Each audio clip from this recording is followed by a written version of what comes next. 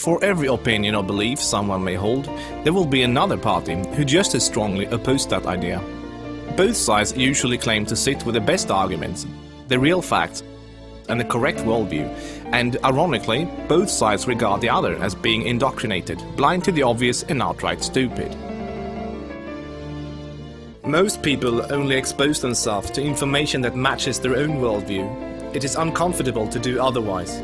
Still, we would like to give you some surprising information about Islam. We also urge you to look further than only mainstream media, and if you can find the time for it, read the Quran yourself. To get you started, we'd like to present you 3 things you probably did not know about Islam. 1. Islam has not been hijacked. That Islam has been hijacked is what non-Muslims naturally assume, because they assume all religions are the same. The reason non-Muslims are so easily confused is that most of us don't realize the difference between the Quran and every other religious book we are familiar with. The Christian Bible is a collection of writings from various authors, written sometimes hundreds of years apart, with parables, advice and dreams, all collected together into one book. Same with the Jewish Torah. Even those of us in the West, who are neither Christians nor Jews, are still familiar enough with these religions to know this much, and therefore we assume the same is true for the Quran. But the Quran is only one book written by one man in his own lifetime. It is meant to be taken literally, and it is not full of symbolism or vague analogies. It is mostly direct commands. Of course, the Quran contains contradictory statements, just like other religious books. But the Quran itself provides the reader with a way to know what to do with the contradictions. It's explained in the Quran that if you have 2 passages that contradict each other, the one written later supersedes the one written earlier. Most Westerners are unaware that the peaceful, tolerant passages were written early in Muhammad's prophetic career. According to the Quran, those passages have been abrogated by later, more violent and less tolerant passages.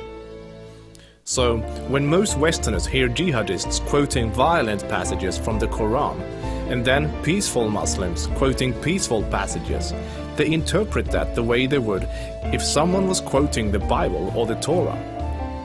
They think to themselves, oh, there must be many different and contradictory passages, like there are in other religious books, so Muslims can pick and choose what they like and justify whatever actions they want to take. But the Quran is nothing like that. There is no picking and choosing. It says very explicitly and in no uncertain terms that a Muslim must not alter or ignore any part of its very clear and direct message, or they will burn in a fiery torment forever.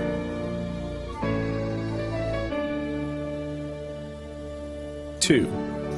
Striving to institute worldwide Sharia law is a religious duty. Many people don't realize how politically oriented Islam is at its core.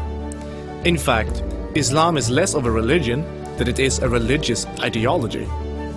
It includes a mandatory and highly specific legal and political plan for the whole society, Sharia. There is no separation between the religious and the political in Islam. Rather, Islam and Sharia constitute a totalitarian means of ordering society at every level, including ritual worship, transactions and contracts, morals and manners, beliefs and punishments. In the Quran, Allah makes it clear that man-made governments, such as a democracy, and free speech, such as criticizing the Quran, are abominations and must be eliminated. The modern expression creeping Sharia is used to describe the slow, deliberate and methodical advance of Islamic law in non-Muslim countries. Official Sharia courts already operate in the UK, handling cases ranging from divorce and financial disputes to domestic violence. Attempts to introduce Sharia in the legal system in Germany, Sweden and other European countries are ongoing. While Sharia already has a foot in our door in the matter of minor disputes like inheritance and domestic violence, it should concern you that Sharia commands that drinkers and gamblers should be whipped, allows husbands to hit their wives, allows an injured plaintiff to exact legal revenge, literally an eye for an eye, commands that a thief must have a hand cut off, commands that homosexuals must be executed, orders unmarried fornicators to be whipped and adulterers to be stoned to death, orders death for both Muslim and non-Muslim critics of Muhammad, the Quran and even Sharia itself, orders apostates to be killed, commands offensive, aggressive and unjust jihad. As written in the Quran, Sharia is the law of Allah. Any other form of government is a sin. It is the duty of every Muslim to keep striving until all governments have been converted to Sharia law.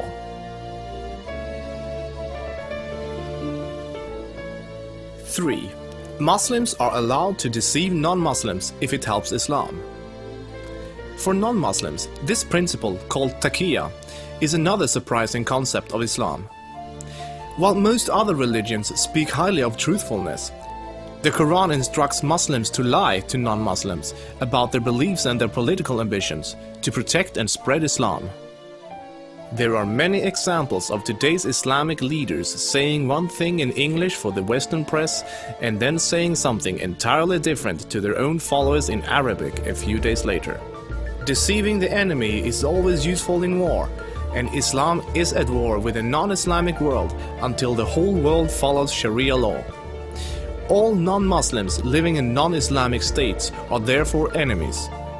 So deceiving Westerners is totally acceptable, even encouraged, if it can forward the goals of the spread of Islam. As a recent example, the Islamic American Relief Agency were seemingly raising money for orphans, but in fact giving the money to terrorists. They deceived good-hearted Western infidels into giving money to organizations that were actively killing Western infidels. Do the research yourself, this is not an isolated case. Islam as a religion of peace. Muslim organizations worldwide often declare that Islam is a religion of peace. But what does that really mean? It seems easy for a Muslim to quote a peaceful verse from the early parts of the Quran, while, by following the principle of taqiyya, neglecting to mention the fact that it has been officially abrogated by later, more violent verses. According to the Quran, the world will be at peace only when Islam and Sharia reign in every country, and never until then. This is why every Muslim can truthfully say that Islam is a religion of peace. If any of these points took you by surprise, then there is surely much more you still don't know. This subject will affect you in the near future, so take the chance to inform yourself now before it does.